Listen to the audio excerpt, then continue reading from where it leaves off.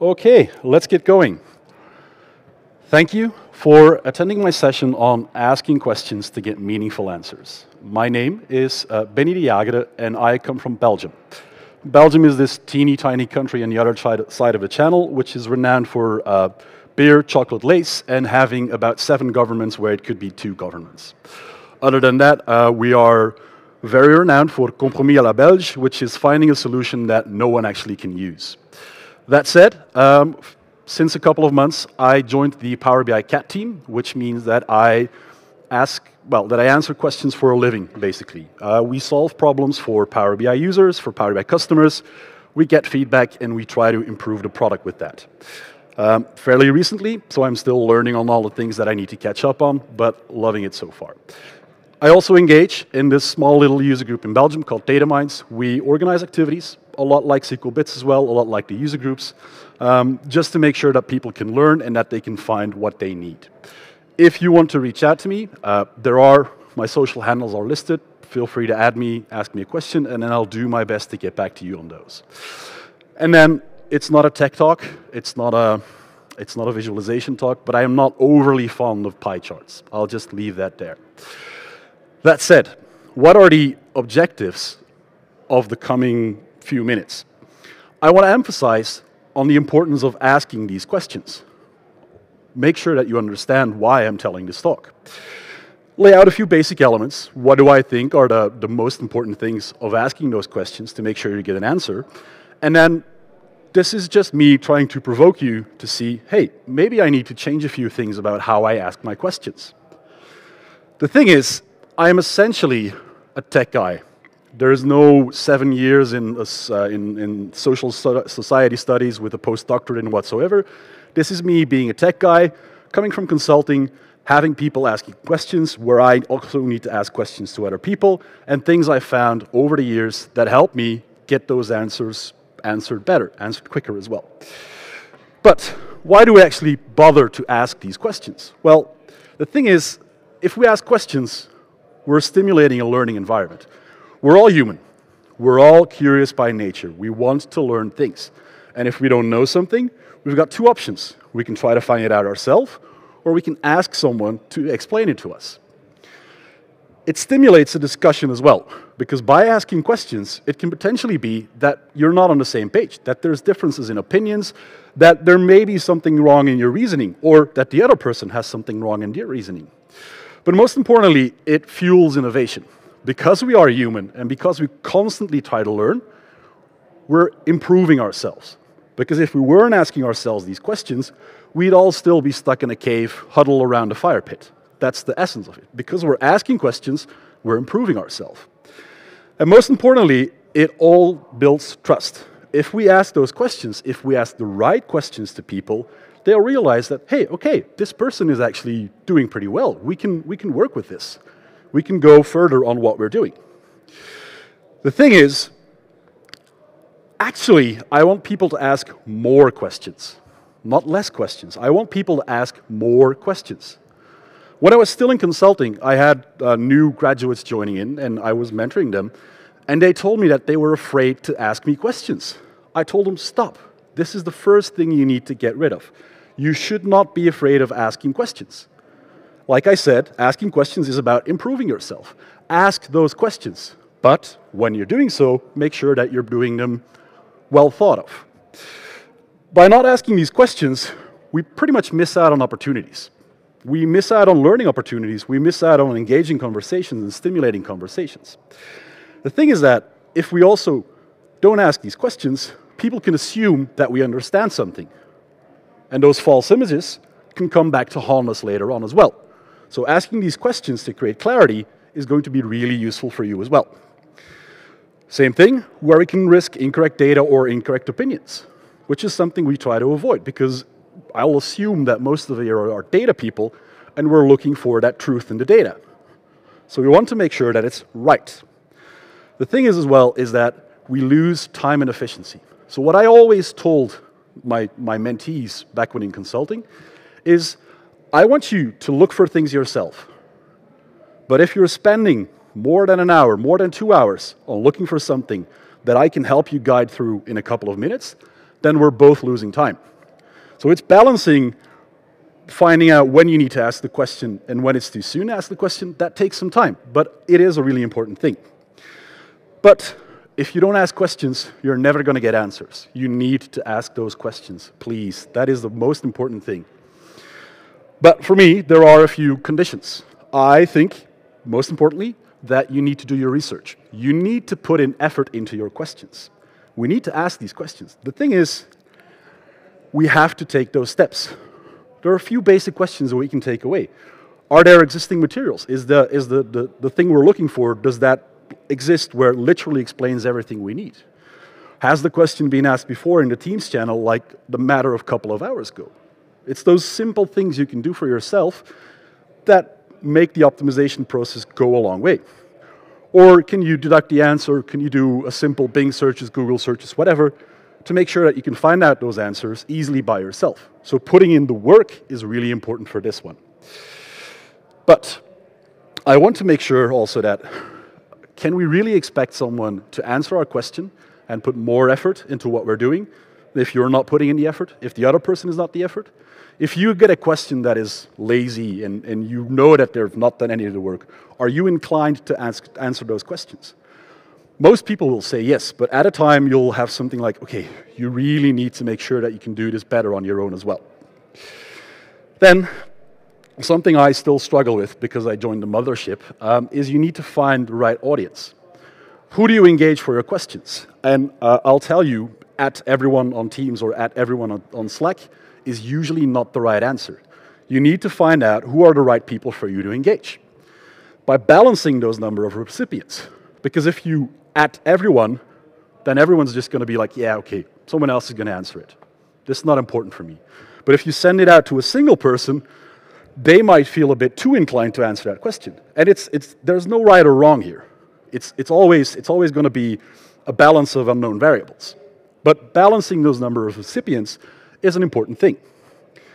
And again, being mindful of what they're going through, what their workload is going to help as well. If you know that they're completely stressed out because they've got a deadline tomorrow, you can't go asking them random questions about something completely else. We need to be mindful about them as well.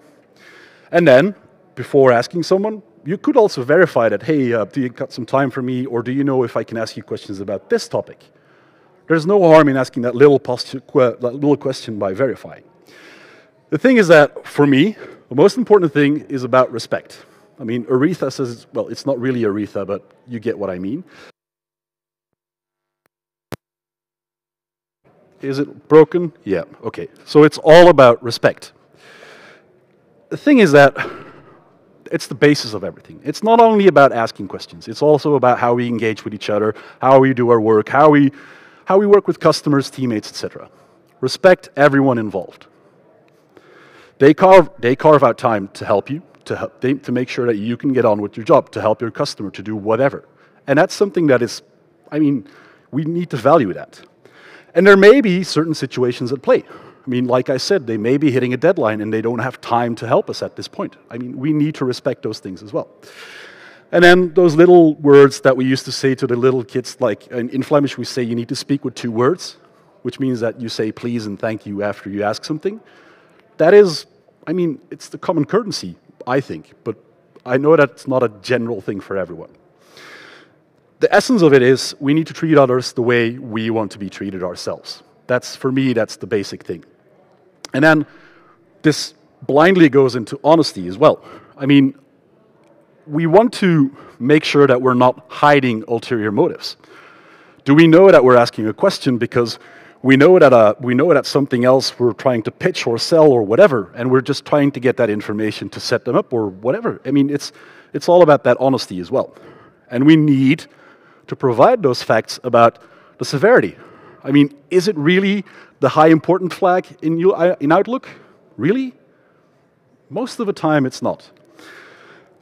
Is it a question that needs to be answered by tomorrow, but has it been lying around in the inbox for 2 weeks? Those are things that we run into as well. I mean, we need to be honest about these facts. If I find out that you're asking me a question that should have been asked 3 weeks ago and it needs to be done by tomorrow, then I'm not going to be as motivated to help you as well, because I need to shift everything around. And yes, I'll do it, but it's going to take me a bit more of my own motivation to do it. And then consequences as well. I mean, if we don't answer this question, if we don't provide them the information, are we really going to lose out on this particular thing? Is the customer or the manager really going to be that mad, or can they live with another week of extension? I mean, we need to be honest about these things. And to summarize it, it all runs on trust, period. It's easy to break, but it's very hard to restore. And then I want you to manage these expectations as well. Like I said, someone can have some things going on. They may not have the time to answer your question. Not every question has an actual answer. I mean, there are things we cannot answer. That's the thing. We need to be realistic about this as well.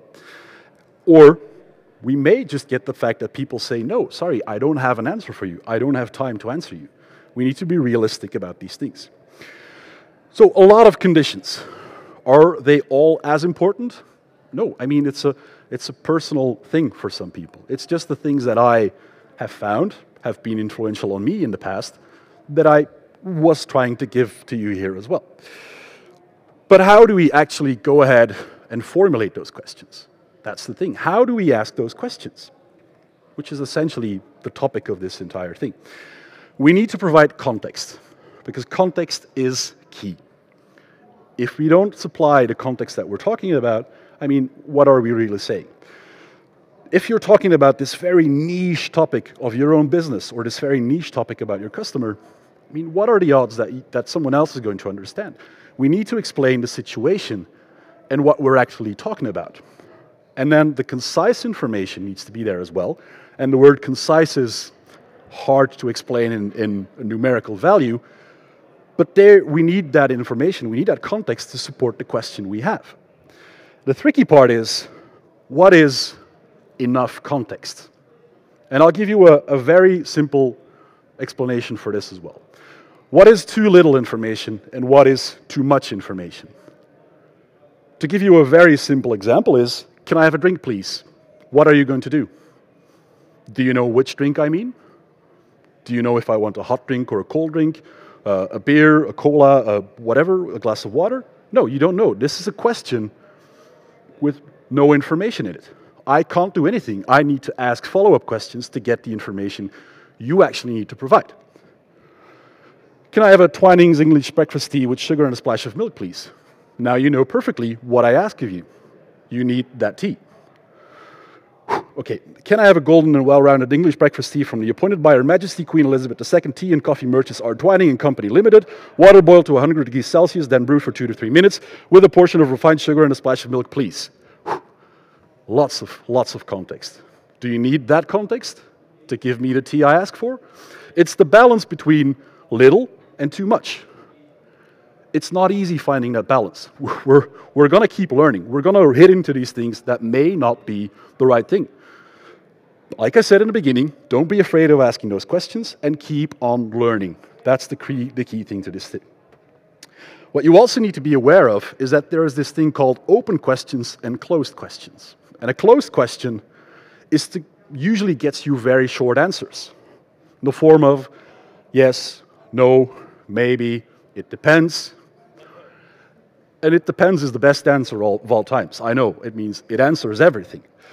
But it's not always the question, always the answer that you need to move forward to get the help you need, to make sure that you can take the actions you need.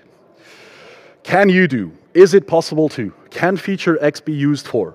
Is product A better than product B in this specific situation? That's all going to lead to those yes, no, maybe, it depends. It means that we're not getting the information because we didn't formulate the question right.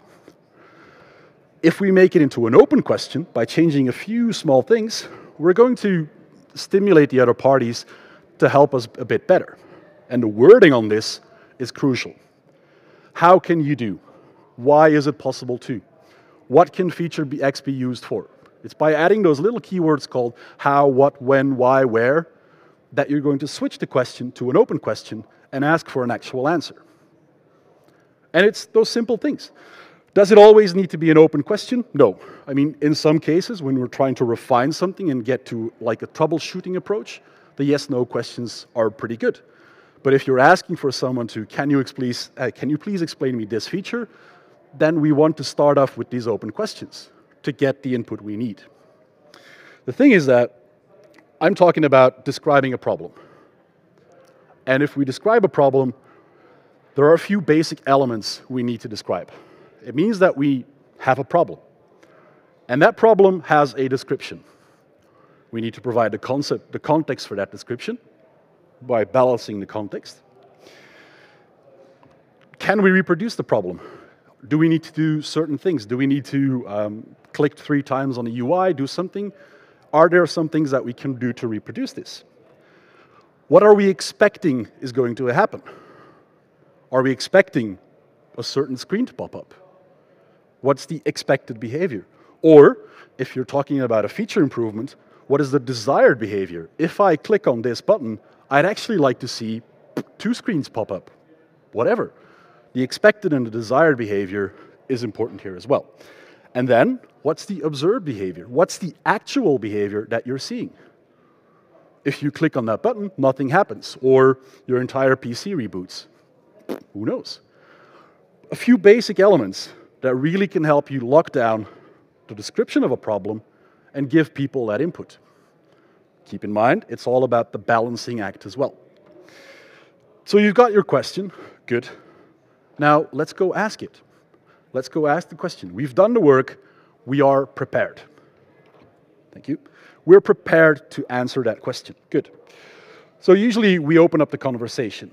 And we use pretty much the conventional methods in your organization or how you communicate with your customer, your team workers. Is it Teams? Is it an email? Is it calling? Okay, whatever. Whatever works in your organization is good. I now work at Microsoft, and let me tell you that Microsoft runs on emails. 20,000 emails a day or something, but they run on emails. People send a lot of emails, which is good. If it works, it works. If it is Teams, for instance, or Slack, or whatever you're using, then you want to find a group of people, or you want to find the right niche of people to start engaging that conversation. Get the target audience and find out what works best for them. If you know that a certain person is running behind with 50,000 emails, necessarily the email may not be the right thing, but they may also not have the time to respond to your phone call in the middle of the day. It's thinking about those little things that will help and go a long way. And personally, just want to sell this as well. Sending a message on Teams with just hi does not work, because I mean, if you're not stating the nature of your action, people are not going to respond. They'll take a longer time to do so. If you just say, okay, I need this, for most people, for a lot of people, that works a lot better. And then, okay, we've asked the question, those people have given us their input. Good. Make sure you understand what they've given you. How do you make sure you understand? You ask follow-up questions if you need. Is there something not completely clear? Ask other questions. And these can be those closed questions. They don't have to be those open questions. I just want you to open with an open question. Make sure that you ask those follow-up questions if it's not completely clear to you. And then, when all is said and done, summarize. If it's via email or Teams or on the phone call, summarize. Okay, so you've explained me this, and now I need to do this. It has 2 benefits. You're making sure that you've understood everything, and the other party or parties know that you've understood the question, and there's not going to be another manic phone call 5 minutes after. There's clear communication on both sides. Everyone knows what is being done with it. And then after everything's being covered, then just say, okay, thank you, close off. Thank you for your time. If possible or if needed, can I contact you again, or how do I contact you? Just get those next steps done as well. That said, this is essentially the gist of what I had to tell. It means that the talk is now to a conclusion, and I want to ask you, fill in the feedback form, please. It's the first time I'm doing a non-tech session in front of a live audience, so I'd really love to have your feedback for me to improve, and just so that the organizers know as well. If you have any questions, feel free to ask them. If you don't want to ask them now, I'll be around the rest of the week, and usually you can spot me pretty easily in the expo hall. That said, thank you.